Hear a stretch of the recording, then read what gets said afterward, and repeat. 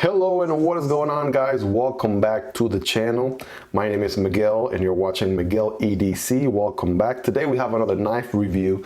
Today we're going to be reviewing this guy right here. This knife is called the Flissa, right? I believe that's how it's pronounced, because I mean that's how it's spelled pretty much. The Flissa pocket knife. That's it.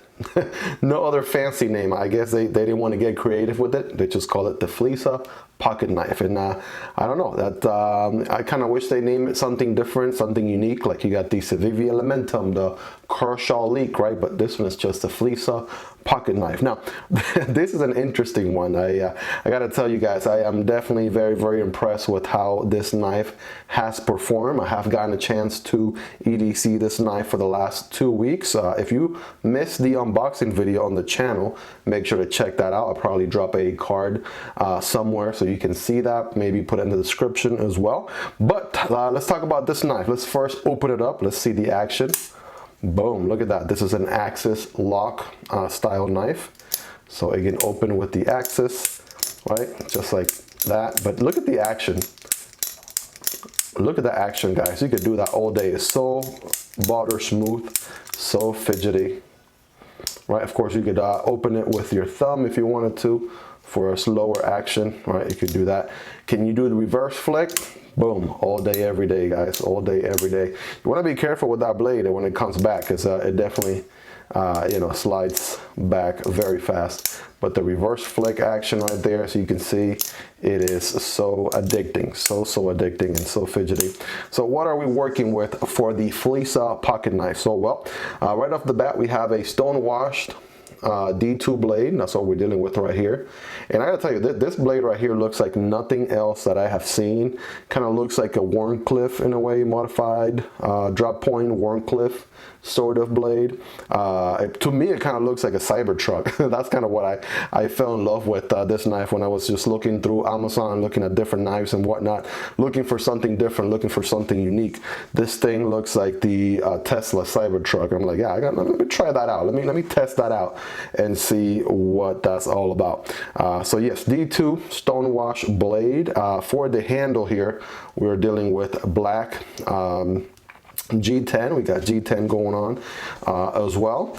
And yes, I mean, this does not get old.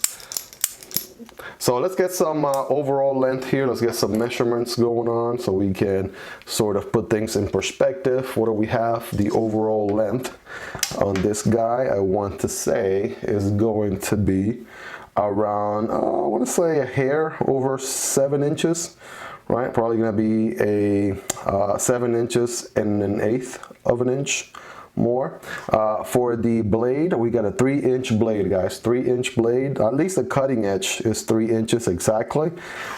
For the handle, we have somewhere around 4 inches. So this guy's gonna be that perfect ratio, just like the Kershaw Leak. It's a Civivi Elementum, right? Let's get those guys on here so we could do a quick comparison. The Elementum, sorry. The Kershaw Leak is going to have that perfect ratio, 3-inch blade, 4-inch handle, 7 inches total length. The Civivi Elementum is going to be somewhere in that ballpark right there. And by the way, if you have not seen the review videos on these two, the Elementum, the Kershaw Leak, make sure to check those out. Links for those will be in the description. Awesome EDC knives, right? So let's put it close to some of the other standard knives that we showcase here in the channel whenever we do a review. Let's put it next to the Para 3, of course. Let's put that down here. Right, very comparable to the Para 3, right? The handle on the Para 3 is a little bit longer. And let's put it next to the PM2, Paramilitary 2, the bigger brother of the Para 3. And yes, of course, the PM2 is always going to have a larger blade, a larger handle, right? Definitely warps the Flissa pocket knife. But yes, definitely more comparable there to the Para 3. All right, so that's it for the Spyderco family, right? Let's test it next to the, what do we have here? The Demco AD 20.5. This is the shark's foot blade style here, all right? It's very comparable. And this one is the clip point version right there. So I want to say both of them are about blade wise, about about the same. Probably have a little bit more cutting edge on the Flissa pocket knife, but the handle on the Demco's, the Demco 20.5, it's gonna be a little bit longer, right? It sticks out just a hair right there, so you can see. Yep, so very comparable, somewhere in that medium size range, right? Medium to small on the Flissa knife. All right, and by the way, these guys I'm EDCing right now, so if you haven't subscribed yet, make sure you do so you don't miss out the review on these Demco knives. All right, and last but not least, well, we have a few more. I always like to do a good amount of comparisons here. We got two more. We have the Sencut Saxi and the Sencut Crawley, right? Both of these are gonna have a little bit of a longer blade, longer cutting edge, and longer handle, right? Take a look right there for yourself. And these are up there with the fidgetability, right? That's your new word for the day. Fidgetability being button locks. So let's see here, same with the Crawley as well. Also EDC in these two so I can do a review video. And last but not least, we got to keep it classy here. Here's the Ontario Rat Model 1. Let me put that one up here actually. Trying to build a theme here, always putting the larger knife on top, the smaller knife at the bottom here. So Ontario Rat Model 1 right there at the top definitely dwarfs the Flissa knife for sure. Longer blade, longer handle. It compares a lot better to the Ontario Rat Model 2, right? A little bit of a smaller blade on the Rat Model 2 compared to the Flissa knife. As far as the handle goes, I mean, these guys are very, you know, spot on with each other right there. The handle length is probably about the same on both of these. So there you go, guys. Take a look for yourself. You know, let me know in the comments if you like to see any other knife comparisons in the channel when we do reviews, but that's pretty much the standard comparisons that we do in every single knife review. All right, so let's check it out again, right? Boom. Deploying action, this thing fires like crazy. It is on ball bearings, right? It is on ball bearings. I'm not sure if you guys can see it there, right? It is definitely on ball bearings. That explains why this action right here is so good. And then when it comes to kind of shutting close, right, that detent pulls it in the rest of the way, right? Which is kind of makes the whole action so smooth. All right, so great action on this guy, right? Let's do a quick carry profile here against the other guys. All right, Para or PM2, so against the PM2, about the same thickness. Right? Hard to tell, maybe the Flissa is a little bit thicker. Next to the Para 3, maybe a little bit thicker than the Para 3 it looks like. Next to a Demco 80 20.5, regardless of blade shape. The Demco is a little bit thinner, okay?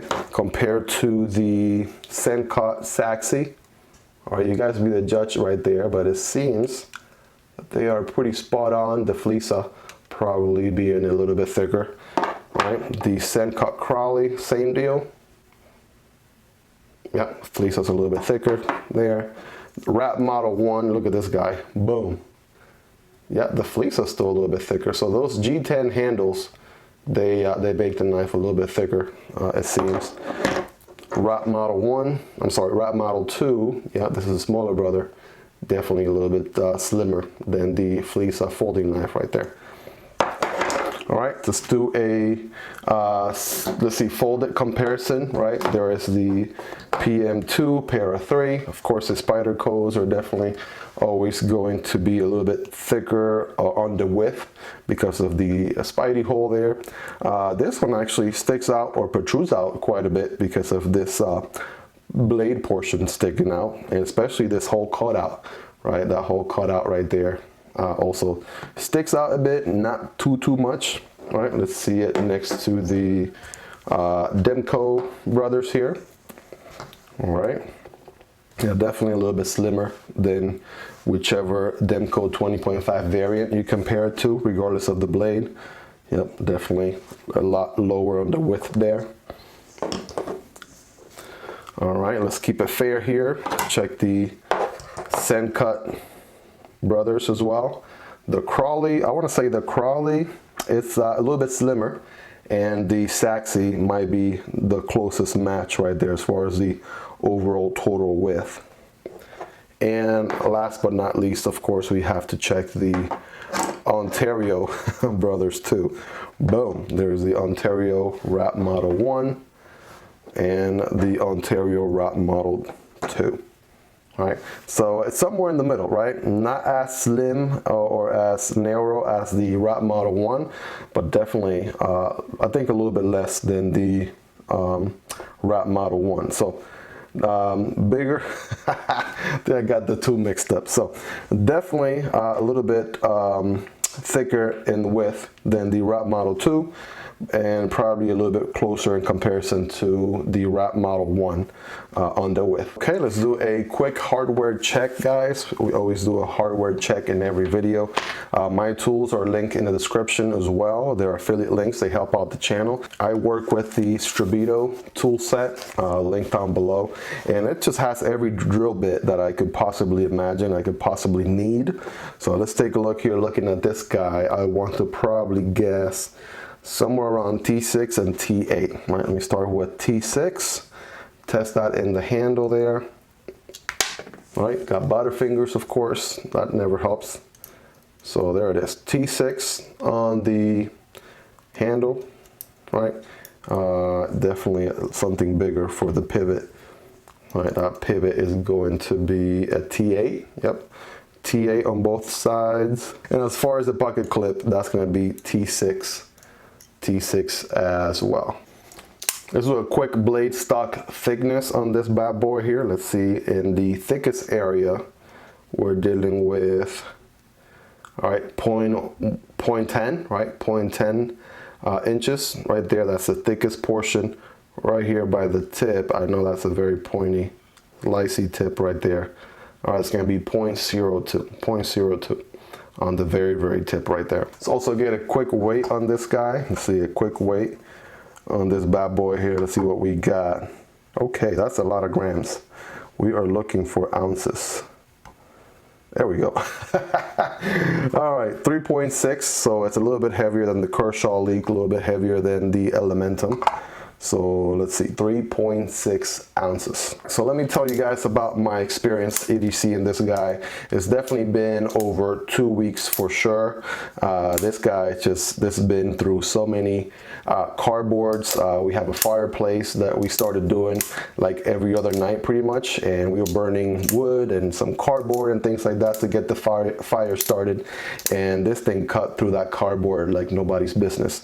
So again, the design just spoke to me right off the bat because it just looks so different. I don't think there's a knife out there. You guys let me know in the comment. Something to keep in mind sometimes when dealing with these Chinese brands is, you know, is it a copy of something that already exists? Is it a knockoff? Is it a clone? That's always an important conversation to have, or something to think about. I definitely do not like supporting clones or copies of, you know, authentic original designs, but this to me did not look like anything out there, unless I just haven't found it yet. Let me know in the comments. It looked pretty unique. Again, it looks very Cybertruck type of style, kind of futuristic, so different than so many other knife designs out there. And this was actually my first axis lock, believe it or not, my very first axis lock. So I have flippers and some other opening mechanisms and whatnot, but this was my first axis lock. I wanted to kind of get my feet wet with axis locks, and this one just, you know, was a great starter for that. Again, we have a D2 blade that is stone washed, so take a look there at the finish. It's gonna be able to hide any lines or any scratches and things like that from cuts very well because it is stone washed. There's no jimping here at the top, as typically the case with knives that have this you know, big opening on the blade itself. I'll give you a perfect example. Here's another guy that we recently reviewed in the channel, the Civivi Ortis, right? And because it has a somewhat similar opening, although a little bit smaller on the Civivi, right? There'll be no jimping on the top of the blade, just because that would only make that section there much weaker. So yeah, check out the review on this guy if you haven't already. I'll also put a card up there also if you haven't checked it out yet. But yeah, same deal here with that. G10, these are some thick G10 scales on this guy. As far as the inside, it is not milled whatsoever, so I'm sure this here is going to be some sort of stainless steel, right? But it is not milled.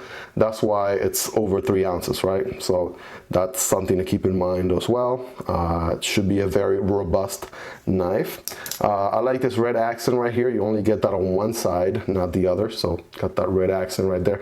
Kind of reminds me of the CJRB Lago in a way, with that red touch right there. That being said, it is somewhat deep pocket carry with this clip here. I want to say probably this tiny little bit right here, this much is 1/8 of an inch is going to show out of your pocket, but that's about it. The clip itself is very, very nice and elegant. Probably a little bit too long for my preference, but it does the job. And yeah, it's very deep pocket carry for the most part. Yeah, I gotta find the right lighting to make sure you guys can see what I'm talking about. Since the knife is all black, might be a little bit difficult to see sometimes. Knife does have a lanyard hole right here, so yeah, I said it right this time. For all the other videos in the past that I've been just mispronouncing that word. If you prioritize your lanyard, if you prioritize your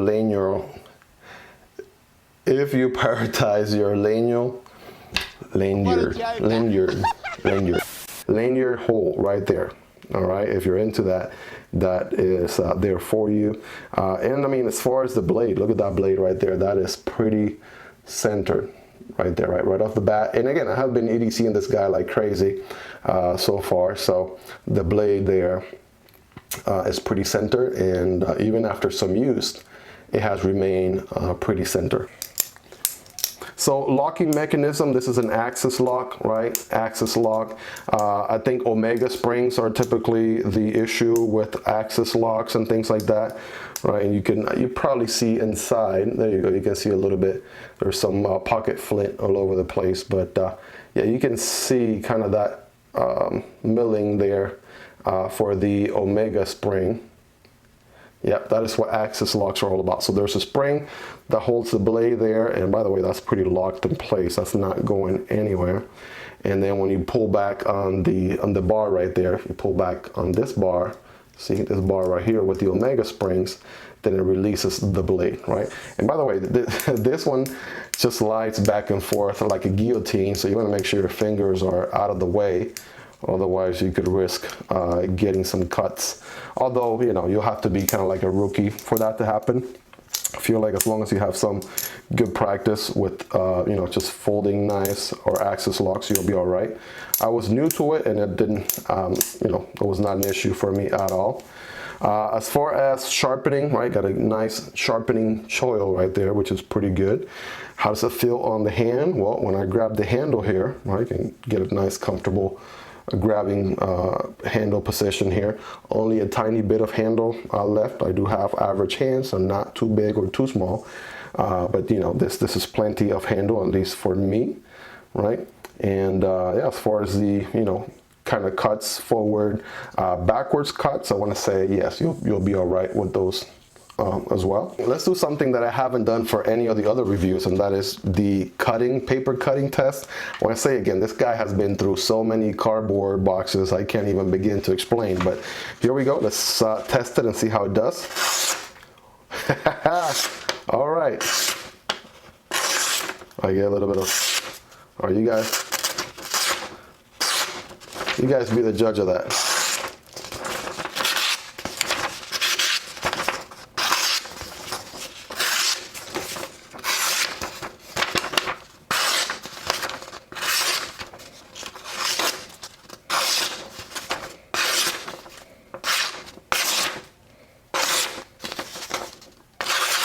So even after, you know, some use, right, some hardcore use, right, obviously I'm not gonna, you know, cut a tree down with my knife. These are, you know, I do use my knives in very, very, you know, daily sort of task, like opening some boxes or envelopes or cutting cardboard, you know, to start a campfire or what have you. So even after some good use, after a good number of weeks now, probably about a month or more, it still cuts, you know, like you would expect out of the box. It's not the sharpest. I'm sure when it came out of the box, it was a lot sharper than it is now, but you could see for yourself, right? It's retaining so far a good cutting edge. So some closing thoughts here, guys. This knife comes at about $28 right now. I want to say it was a little bit cheaper when I got it. It has gone up maybe $1 or $2. Check the links in the description again. Those do help out the channel. That is totally up to you, of course, but again, for the price under $30, right, you are getting a solid knife. It is a Chinese knife. It is not a very well-known brand. They do make a multi-tool, right, that I'm also planning on reviewing in the channel. This one is a little bit controversial because they say, a lot of people have said that this one looks like the Leatherman Wave, right? So if you want to see the review on this guy, make sure to like and subscribe. I'll be kind of touching on that, and I'll be explaining a few things during that review. But yes, that is the same brand right there, Flissa, and this is a very good multi-tool, at least so far in my experience. I'll go over that more during the review. But yeah, for a folding knife, I think they have a smaller version of this guy as well, so they have some different variations for it also. But I mean, $28, it is a good price, and I feel like the quality is there. I've been using the crap out of this guy, and you know, still holding on like a solid trooper, right? Like pretty much every other knife that I have. There's really not a lot to complain about. Like, I'm really thinking through, you know, what are my dislikes, and really not a lot to think about as far as dislikes, right? The handle is kind of interesting right here with what kind of the design, but it doesn't bother me in any way. So the ergos are really good, even with that kind of unique design there.